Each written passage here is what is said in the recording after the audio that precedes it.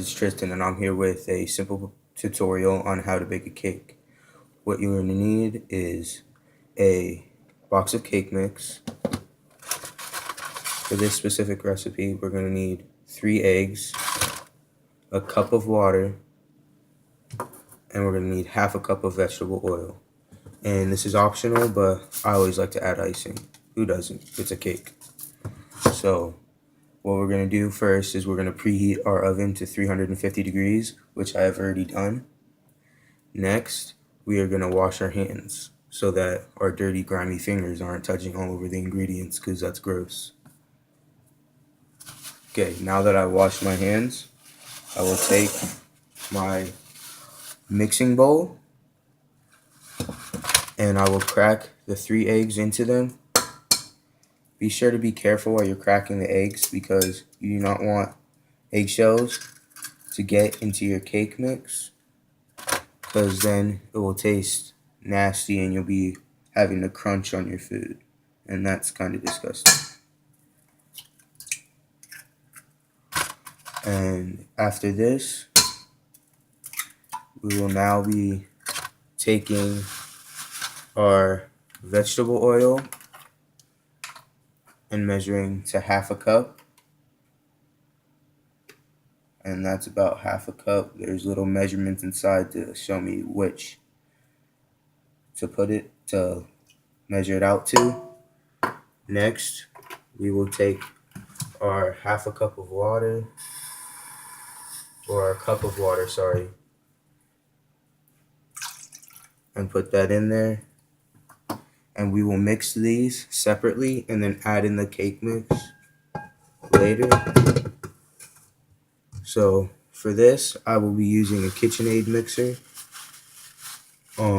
It does not matter what mixer you use, or even if you use a whisk. For the KitchenAid mixer, I'm going to set it in between the setting of 2 to 4, and that's the best because you don't want your ingredients to clump, and because it will take longer for it to mix. So I'm going to pause it while I mix. Now that I have mixed my eggs, vegetable oil, and water, I will slowly add the cake mix in so that it does not clump. And this is a faster method. You could put it all in at one time, but it will be a lot easier if you just put it in a little bit at a time so that it does not clump and so you don't have issues. So now while I'll do this, I'll pause the video again.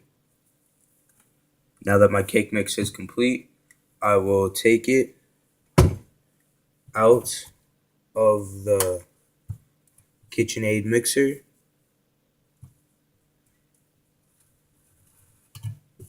One moment. Now that my cake mix is done, I've taken it off of the KitchenAid mixer. I have my mixing bowl here. I will take non-stick spray and spray my cake pan so that it is easier to get out, obviously. And now I will pour the cake mix into the pan.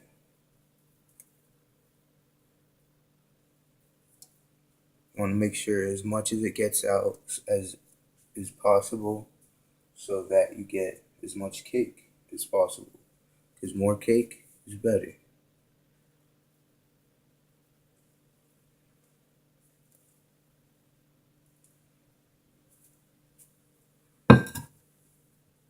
Next, what you want to do is put that to the side and make sure you have your icing ready for when it gets out. And once your oven is done preheating, set it in the oven. I always put it at the middle rack. I don't know what your oven has, but the middle rack would keep it from burning at the bottom, and it would keep it from not getting cooked enough at the top rack. So we will keep that in there for about 15 to 20 minutes, and I will pause while we wait for that to finish. Now with your cake, you want to make sure that it cooks thoroughly. So about when it hits the 20-minute mark, you want to keep it on time, so you know roundabout, so it doesn't get burnt or you don't take it out when it's underdone. But to check, you want to stick a knife in, and if the knife comes out clean, then you're good and the cake's ready to be set out to cool. If not, then you leave it in for, say, another 10 minutes and then check again. Now I'm going to make sure my cake's ready. It has been about 25 minutes. I've already checked it once and it wasn't ready, so I let it sit in there for a little longer.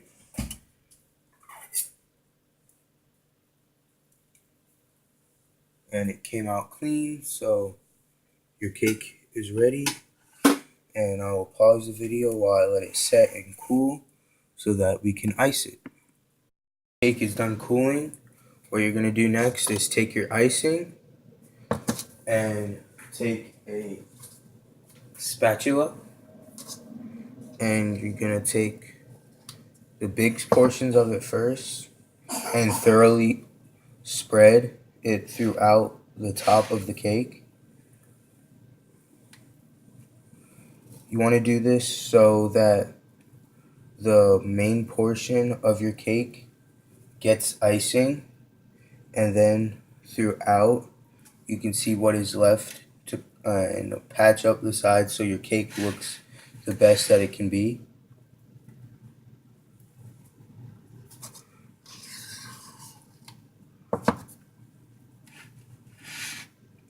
And I will pause the video and resume once I have finished icing the cake.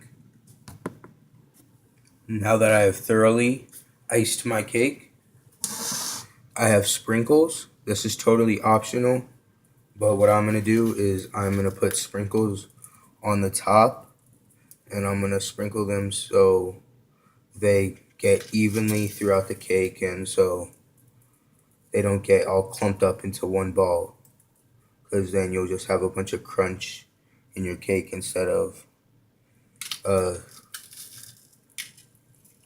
more delicate, I would say, cake.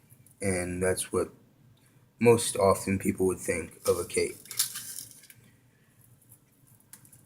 Now that I'm done sprinkling these last few sprinkles on the cake, you are basically done, and this is your finished product. Thanks for watching, and I hope you guys enjoyed.